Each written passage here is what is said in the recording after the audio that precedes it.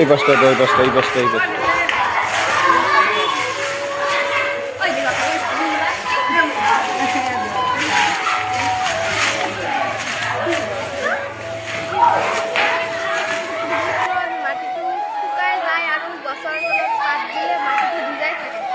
মাটিটো ভিজা থাকে আৰু তেতিয়া আমি পানী কম কৰি দিব লাগে হয় স্যাৰ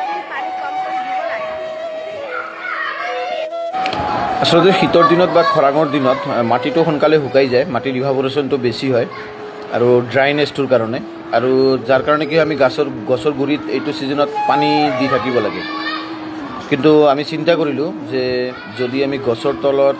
বা গছৰ গুৰিত যিখিনি গছৰ বেড বুলি আমি কওঁ বেডখিনি যদি আমি ঢাকি দি থওঁ গছৰ পাতেৰে তেতিয়াহ'লে আমি কম পানী দিলেও হৈ যায় কাৰণ ইভাপোৰেশ্যনটো কম হয়